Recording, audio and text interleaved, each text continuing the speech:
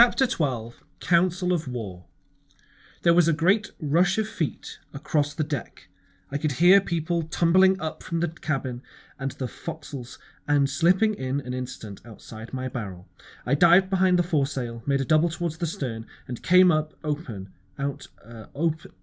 the open deck in time to join Hunter and Dr. Livesey in the rush of the weather bow. There were all hands already congregated. A belt of fog had lifted almost simultaneously with the appearance of the moon. Away to the southwest of us we saw two low hills, about a couple of miles apart, and rising behind one of them a third and higher hill, whose peak was still buried in fog. All three seemed sharp and conical in figure. So much I saw, almost in a dream, for I had not yet recovered from my horrid fear of a minute or two before. And then I heard the voice of Captain Smollett issuing orders. The Hispaniola was laid in a couple of points nearer the wind, and now sailed a course that would just clear the island on the east. "And now, men," said the captain, when all was sheeted home, "has any one of you ever seen the land ahead?" "I have, sir," said Silver. "I've watered there with a trader I was cooking." "The anchorage on the south, behind it, an islet, I fancy?" asked the captain. "Yes, sir. Skeleton Island, they call it.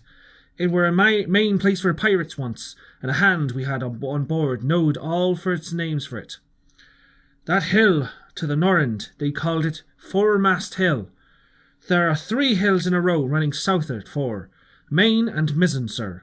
But the main, that's the big un, with the cloud on it, they usually calls that the spyglass, for reason of a lookout they kept when they were in anchorage cleaning. For it's there they clean their ships, sir, asking your pardon." "I have a chart here," said Captain Smollett. "See if that's the place." Long John's eyes burned in his head as he took the chart, but, by the fresh look of the paper, I knew he was doomed to disappointment.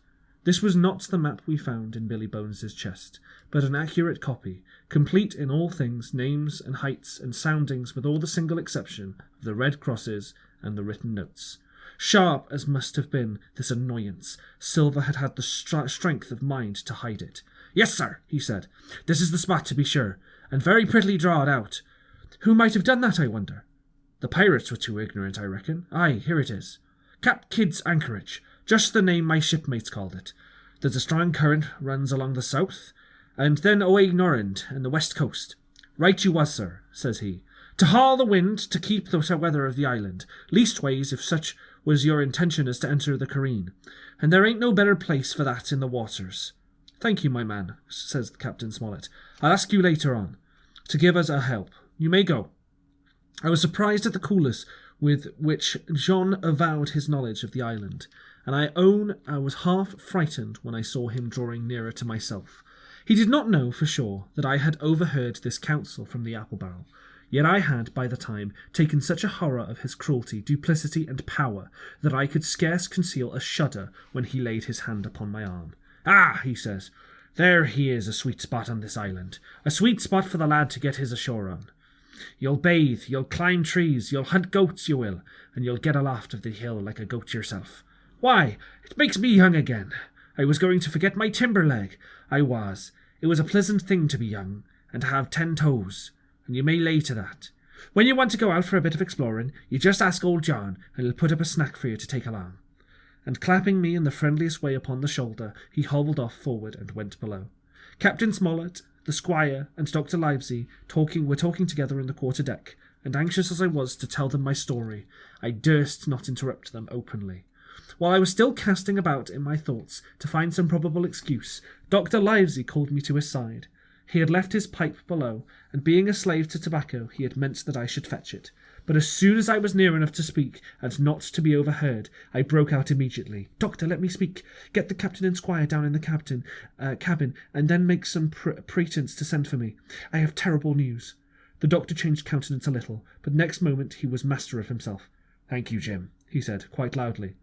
That was all I wanted to know, as if he had asked me a question. And with that he turned on his heel and rejoined the other two. They spoke together for a little, and though none of them started or raised his voice, or so much as whistled, it was plain enough that Dr. Livesey had communicated my request. For the next thing that I heard was the captain giving an order to Job Anderson, and all hands were piped on deck. "My lads," said Captain Smollett, "I've a word to say to you. This land that we have sighted in the place that we have been sailing to. Mr. Trelawney has, as we all know, has just asked me for a word or two, and I was able to tell him that every man on board has done his duty, alow and aloft, as I never asked to see it done better. Why, he said, he and I and the doctor are going below to the cabin to drink your health and luck, and you'll have grog served out for you, or to drink our heart. Good luck. I'll tell you what I think of this.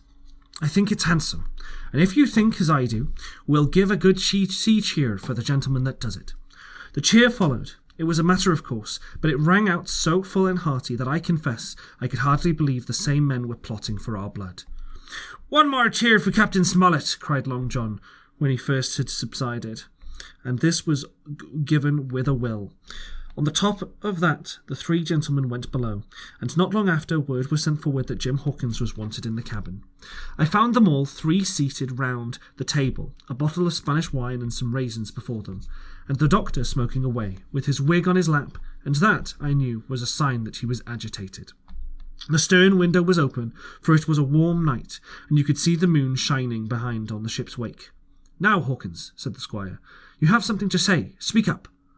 I did as I was bid, and, as short as I could make it, told the whole details of Silver's conversation. Nobody interrupted me till I was done, nor did any one of the three of them make so much as movement, but they did keep eyes upon my face from first to last. Jim, said Dr. Livesey, take a seat. And they made me sit down at a table beside them, poured me out a glass of wine, filled my hands with raisins, and all three, one after the other, and each with a bow, drank my good health, and their services to me, for my luck and courage. Now, Captain, said the squire, you were right, and I was wrong, and I own myself an ass, and I wait your orders. No more an ass than I, sir, returned the captain. I never heard of a crew that meant to mutiny, but what showed signs before, for any man that had an eye in his head to see the mischief and take steps according. But this crew, he added, beats me. Captain, said the doctor, with your permission, that's Silver, a rather remarkable man. He'd look remarkably well from a yard arm, sir, returned the captain, but this is talk. This don't lead to anything. I see 3 or 4 points, and with Mr. Trelawney's permission, I'll name them. You, sir, are the captain. It is for you to speak, said Mr. Trelawney grandly. First point, began Mr. Smollett. We must go on before we can't turn back. Because we can't turn back. If I gave the word to go out about, they would rise at once. Second point, we have time before us, at least, until the treasure's found.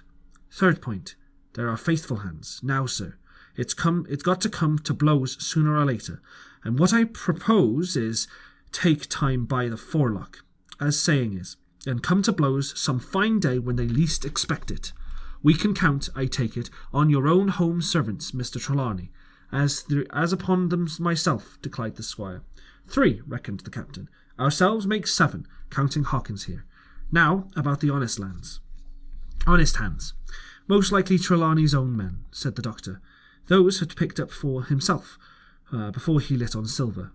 Nay, replied the Silver. Hans was one of mine. I did think I could have trusted Hans, added the captain. And to think that they're all Englishmen, I broke out the squire. Sir, I could find it in my heart to blow the ship up. Well, gentlemen, said the captain, the best that I can say is not much. We must lay to, if you please, and keep a bright lookout. It's trying on a man, I know. It would be pleasanter to come to blows, but there's no help till we know our men. Lay to and whistle for a wind. That's my view. Jim here, said the doctor, can help us more than anyone. The men are not shy with him, and Jim is a noticing lad. Hawkins, I put prodigious faith in you, added the squire. I began to feel pretty desperate at this, for I felt altogether helpless, and yet, by an odd train of circumstances, it was indeed through me that safety came. In the meantime, talk as we pleased, there was only 7 out of the 26 of whom we knew we could rely, and out of these 7 1 was a boy, and that the grown men on our side were 6 to their 19.